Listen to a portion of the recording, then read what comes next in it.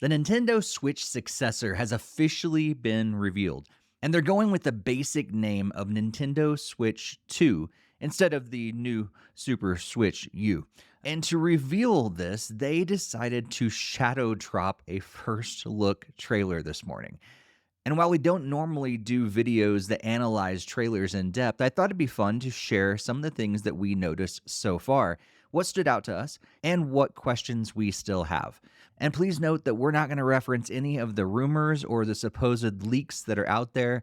This is just based on what we've seen in this trailer and the photos that Nintendo has provided so far.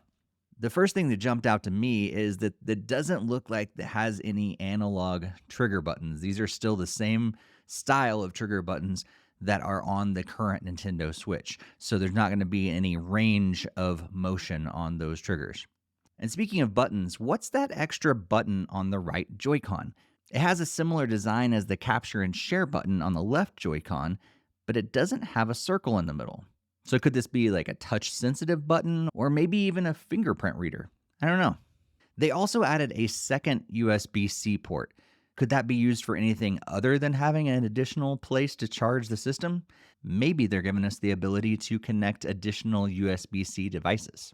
And at first glance, I thought they were separate chargers for each Joy-Con that were moving on the ground. But at second glance, I think those are the wrist strap attachments that also connect magnetically. Speaking of which, everything seems to either be magnetic or to plug in. So how will that hold up over time? My only hope is that the Joy-Cons don't pop off while I'm playing. The screen is also a bit larger, but it isn't filling the entire space, similar to the current Nintendo Switch and the OLED model. But again, they do make it look like the bezel is almost gone when the screen's turned off. The Joy-Cons also seem to have both shoulder buttons and trigger buttons now, which is a difference between the current Nintendo Switch. The new kickstand also allows for the console to lay almost flat, so it should be a lot better than the original kickstand that fell off fairly easily. If you notice, the home button is back on the right Joy-Con, but this time it doesn't have a ring around it like it does on the current Switch.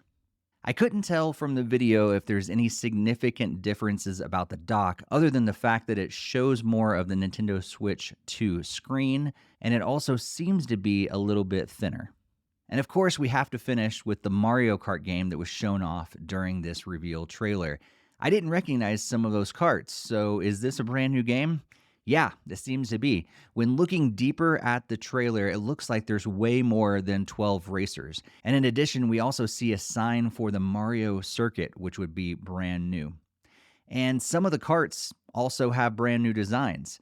The characters also look like a cross between the Super Mario Bros. Movie design, which you can see in the form of Mario, but also the original Super Mario Kart design for SNES if you look at Donkey Kong. Will this be a Mario Kart 9 or maybe even Mario Kart 10 or X? Only time will tell, as we're supposed to find out a lot more information in the Nintendo Switch 2 focused Nintendo Direct on April 2nd, 2025.